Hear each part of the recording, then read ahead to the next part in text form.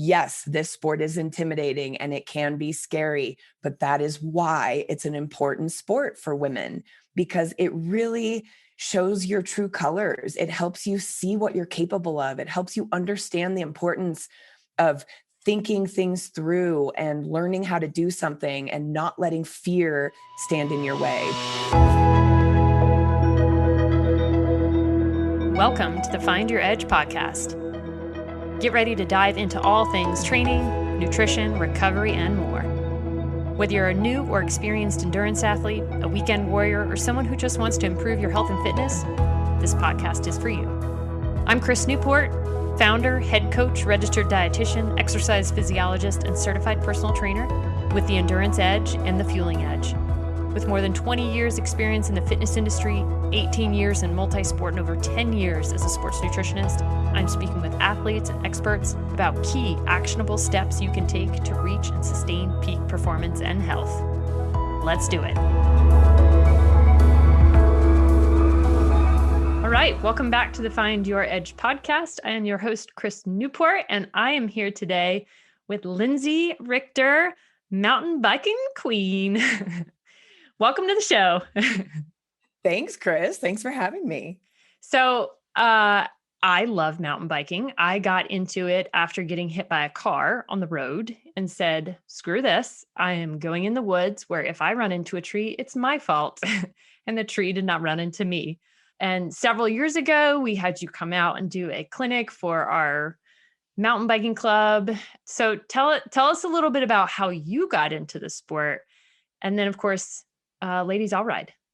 Yeah. Well, my dad bought me a mountain bike in high school, kind of at the end of high school as just a gift to, because he loved taking me on little fire road rides, but also as my college transportation.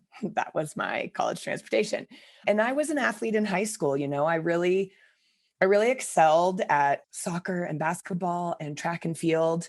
And it's kind of how I identified myself, breaking records and getting praise for being an athlete. It was just a huge part of my life. My brother and I were both athletes and we're constantly moving and running around. And when I went to college, University of Arizona, which was a huge school, I didn't do anything. I decided to focus on school and a social life, and I joined a sorority, and I did it all wrong for who I am. But I didn't really know any better because my whole family took school very seriously and the social aspect of it very seriously. And in retrospect, I probably should have stuck to playing sports. So I really lost myself in college. I lost my fitness. I gained a lot of weight. I didn't know how to eat because I was eating for an athlete who wasn't doing sports anymore. And then I graduated and went right into the working world, into sports marketing and advertising, and really wanted to prove myself in this aspect of life. And again, didn't know how to get my fitness back. I tried the gym, I tried step aerobics, I tried spin classes, and spin classes really resonated with me. There was something about them that I really loved. And I looked at that mountain bike that was my college transportation and thought, maybe I should race mountain bikes. And that's literally how I got into it. I went from fire road riding with my dad to throwing myself into cross-country races in my early 20s. Dang. That was my start, right into racing. That's awesome. How many other women were there at the time? Oh, hardly any. Probably 5 in each category. Maybe they had a hard time even making categories. So we would all be on the start line with the men. And I really feel like that's where I got my drive back for sport and for competition. Was I was just racing men. And I did okay at it. And so it brought me back to life. But not only did it bring me back to life, I started feeling like for the first time in my life, truly in my mid-20s, I was meeting people who were my people I felt like I really fit in with. It didn't really matter that I was racing the guys. There was a camaraderie there amongst all of us that was really palpable and really contagious. It was really awesome. Have you ridden any other type of bikes or been in any other type of racing, or is mountain bike racing pretty much the only thing that you've played with? Yeah, I mean, after, running races, which is what I did before college, that's really it. That's the only competitive sport I jumped back into and just fell in love with it. I loved that I had to go to spin class at 6 a.m. before work because I had to keep my fitness up for the races on the weekends. Like that was really the motivating factor for me was if I want to do well in races, I have to keep my fitness up during the week, no matter what that takes. And prior to that, exercise just seems so mundane and pointless to me. And racing mountain bikes, I watched my body change without a lot of effort. I started gaining my muscle back. I started feeling that just sense of pride in working hard at something. And I just don't know that I would have had that motivation without a competitive sport to focus on. So, with such a small women's field, then what do you think was the barrier for women to get into it then? And do you think that continues to be a barrier now? Yeah, I mean, this was in the mid 90s when I was getting into this. And I definitely think there just wasn't a lot of publicity around mountain biking, and any publicity that there was around mountain biking, it was labeled as an extreme sport. And that's very intimidating, especially if you haven't been a competitive athlete before. Maybe you're a runner who has knee issues and wants to get into biking, but why would I get into an extreme sport if I'm trying to keep myself safe? So I think that was a big roadblock for women, was that the image of mountain biking was gnarly and extreme action sports. Mm-hmm. And yes, I think that still is a misconception amongst people. However, it's getting a lot better. I started Ladies AllRide because I spent a decade traveling the country racing. I married a pro downhiller, and I experienced firsthand going from this happy-go-lucky sport class racer. I never had aspirations of being a super pro, but once I started traveling amongst a bunch of pro racers and seeing the real competitive side of the sport, I suddenly felt intimidated by this sport that had brought me back to life. And I realized, wow, if someone like me who loves this sport suddenly feels intimidated because I'm around really extreme people who are gnarly and I'm seeing a different side of the sport, then that must be why there aren't many women in this sport. They're all feeling the way I feel, where I'm not keeping up with people. I'm riding these steep technical trails that I'm scared of. So I was running down a lot of them. People weren't really giving me any real advice. I was hearing things like, just go faster, just lay off your brakes. You've got this, your bike knows what to do. And these were just very kind of blanket statements. Like, I don't think my bike does know what to do though, you know? And so over the That's an years, interesting one. right? Your Yeah. bike knows. Does it though? Does it Doesn't. really? That's one of the first things I say in my lessons is, you might have been told your bike knows what to do, but I am here to tell you it does not have a brain or eyes. No. So I don't think it does know what to do. I think you need to do it. Yeah. That's my husband taught me how to ride. The very first time he took me out, he was like, just relax. I was like, I don't know what that means. Exactly. Just relax. Just stay loose. Yeah. Like what? And I think that's where you guys have really filled a gap in making this sport less intimidating. So tell us more about Ladies AllRide. Yeah, I came up with Ladies AllRide. My husband at the time, who's now my ex-husband, he actually came up with the word all ride because he was a racer who raced downhill, dual slalom, cross country. He raced it all, and he wanted to be known as someone who rode all the bikes. So his version of the word all ride meant I ride everything. Over time, I started imagining more women in this sport. And I kind of came up with, man, if I could just get more women so we could all ride together, because that was kind of my mission. After racing became a little too intense for me, and I just wanted to learn the sport, I wanted to learn how to ride really well and stop crashing and getting hurt. I wanted to find more women to ride with. And that was kind of my motivation at first, was if I start a company called Ladies AllRide and really promote mountain biking almost from an emotional perspective. Like I saw all these ads and that was my job with my ex-husband, was to promote him and market his life and get him press coverage. And all this press coverage was giant road gaps and big tricks on the bike. And if you going back to the extreme part of it. Yeah, back to the extreme part of it. And I thought, you know what? Women need to hear yes, this sport is intimidating and it can be scary, but that is why it's an important sport for women, because it really shows your true colors. It helps you see what you're capable of. It helps you understand the importance of thinking things through and learning how to do something and not letting fear stand in your way. There are so many things mountain biking did for me personally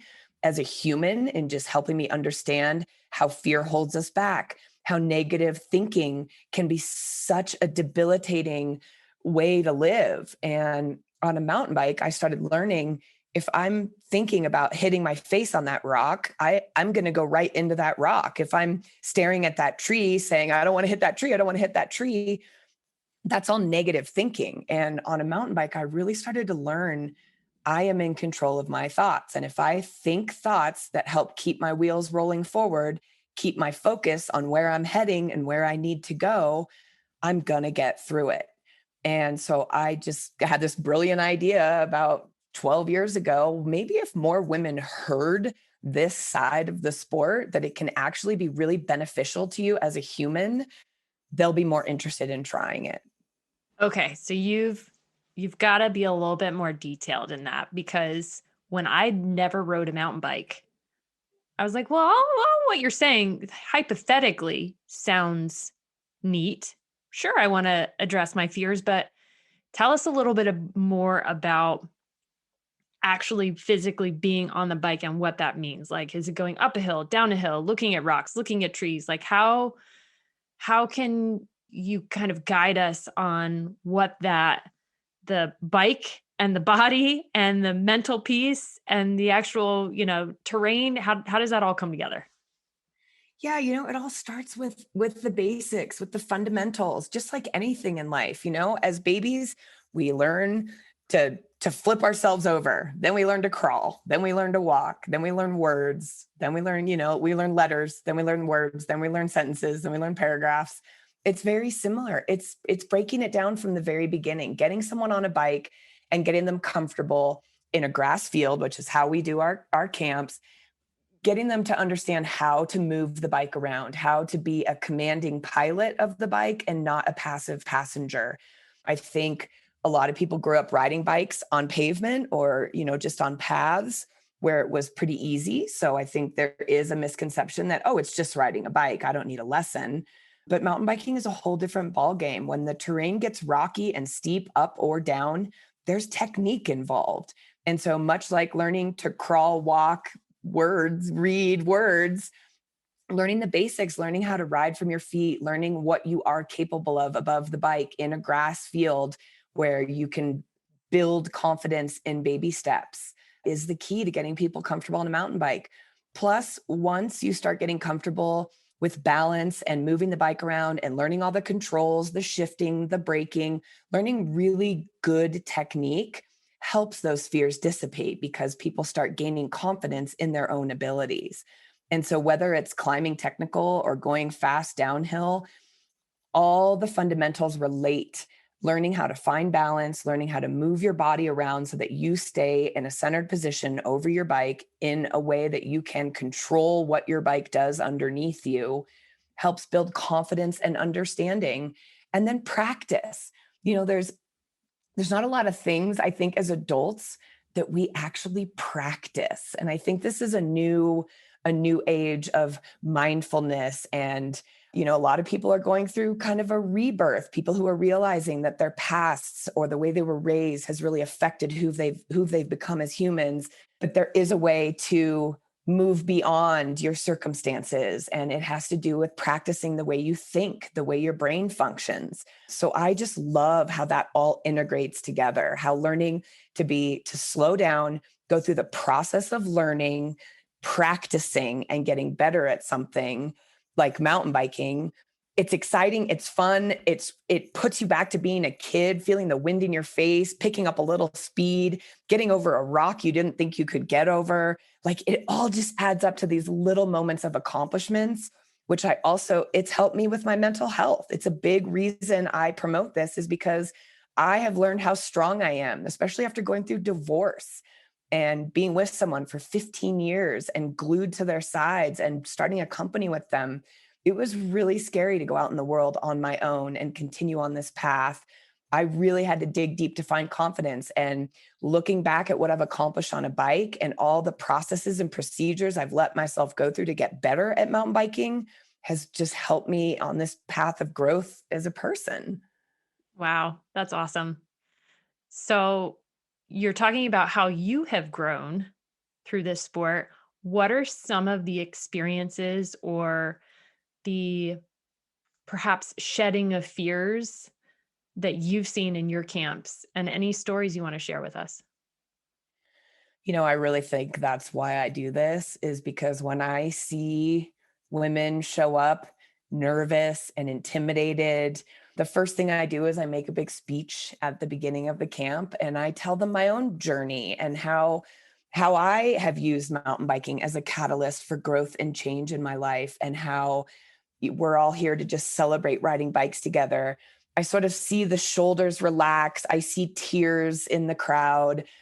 I just know that these women show up intimidated and a little unsure.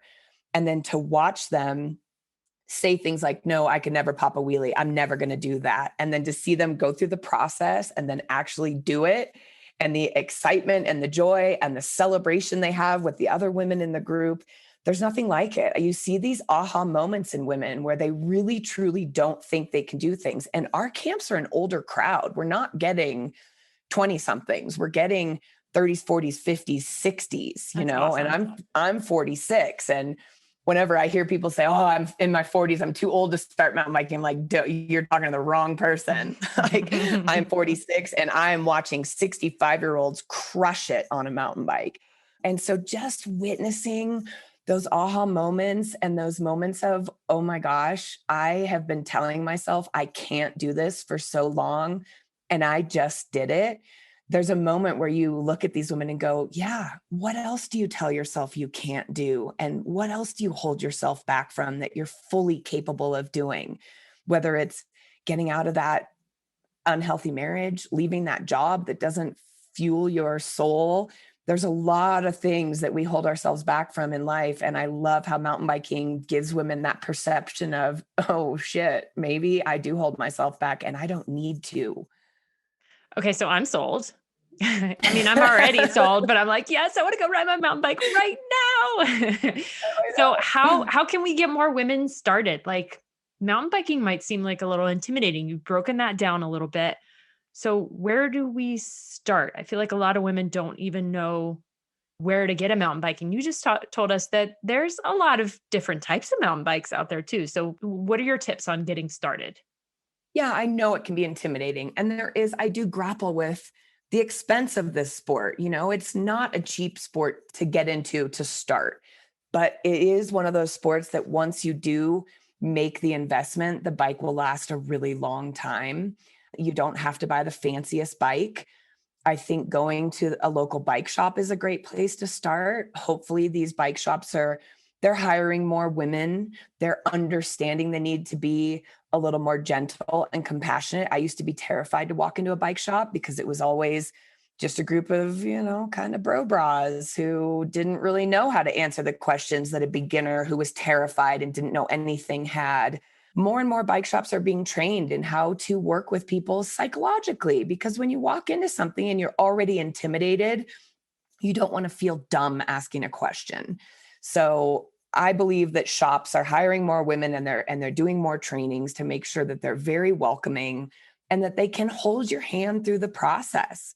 There's forums online, not necessarily, it's kind of funny because they're still kind of male dominated on the internet. Mhm. So you just email us and at Ladies AllRide and we'll talk you through it. But really, I think step one is just finding that courage to walk into a shop and be vulnerable and say, I'm new to this. I don't know where to start. I need help. Demoing bikes, getting out and playing on a couple different bikes to see what feels good.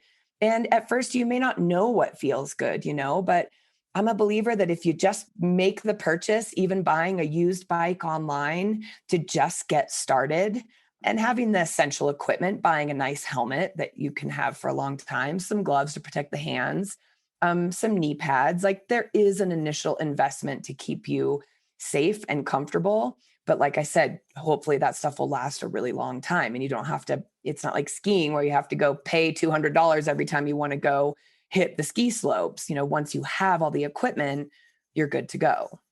Very cool. I think those are some great tips.